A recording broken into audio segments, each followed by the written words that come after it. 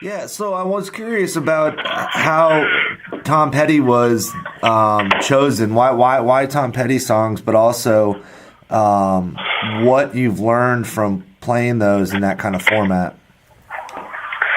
Well, I mean, it's kind of a long story behind the whole Petty Grass project as far as how we got into it. It kind of goes way back several years ago with my studio engineer, and how, you know, in between takes and tracks and stuff, and on breaks and stuff, we would like sing Tom Petty songs, and then he would pick up the guitar and play the exact lick on the, you know, Tom Petty songs, and we would be nailing these crazy harmonies, and then to skip ahead, every year I do a benefit show for the SPCA in my hometown of Fredericksburg, and it's the day after Christmas, and every year I want to bring a different project, and so I think it was 2015 that we put together that project, me and my studio engineer Jeff Covert and Jay Starling on dobro, and I played bass and sang harmonies and did 15 Tom Petty songs, bluegrass, and it was super fun. And then now you skip ahead to when Tom Petty actually dies, and then, you know, I'm in the studio again with my studio engineer, and of course we can't really focus on what we're doing. So I pull up the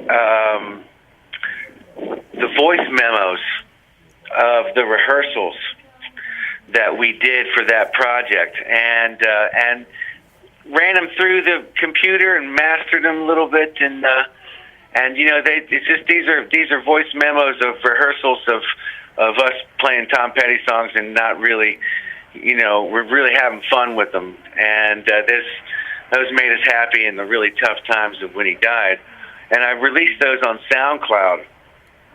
And then the Hillbenders, this amazing band out of Springfield, Missouri, picked up on the SoundCloud and just kind of hit me up about it. And it took a little coaxing, and and then I'm really glad that it came together, because what it boils down to is a celebration of those songs, and having like a whole group of people sing along the same song is really very addictive and positive, and like a celebration, and I really like that feeling. It's really seems super fun. It seems kind of serendipitous how you kind of slid into this project, you know? Yeah, it was a very natural type of thing. I had issues with it just coming from, you know, doing a lot of the Grateful Grass and the tribute thing, but at the end of the day, like I said, you know, it's an amazing feeling to be a part of a big giant group sing along, you know. Yeah. No matter who wrote the songs, and in this case, it's the undoubtable genius songwriting of Tom Petty, which is deep but yet simple enough to where everyone can kind of grab on. Some of these songs, some people don't even realize they know. Yeah. And then the next thing you know, they're singing along to the chorus. Well, it also feels like that within those songs, subconsciously or consciously, Petty has space between the notes where you guys can really play around in. Right. And we definitely took liberties with, you know, the addition of harmonies.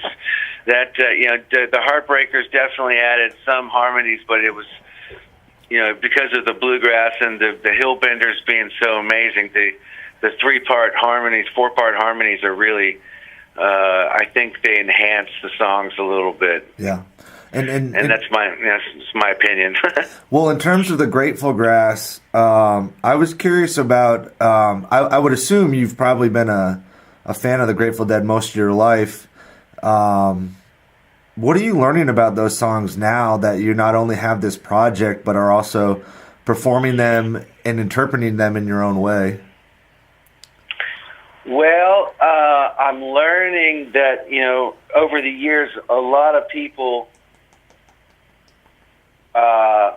You know, there's 2 types of Deadheads. I think the people that really like their Grateful Dead the way the Grateful Dead played, and then there's open-minded folks that allow liberties to be taken. And it's definitely impossible to please everyone. And so it's I think as an entertainer, it's most important to please myself first, and then have a good time, and hopefully that energy will help to entertain other people.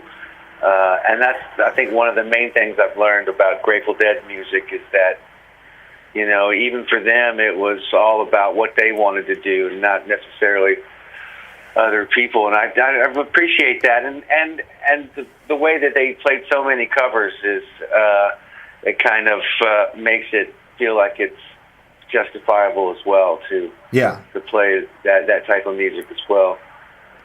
Well, it's one of those things too where you could apply that kind of attitude from the fans to a lot of string genres where you have these neo-traditional versus progressive camps. Yeah, that's a tricky little slick slope in some people's eyes. But to me, I think a mixture of both is really a beautiful thing to really, watch the people that have absorbed the traditional, and especially with the Grateful Dead, to watch them, what they're doing today. It's really interesting what they do with songs now and arrangements of set lists and things. Yeah. Where are you with the guitar these days? What are you learning about it? Or perhaps what are some of the avenues that you're starting to wander down that maybe you hadn't before? Well, when I'm at home, I'm definitely in alternate tuning. Stand by. Yep.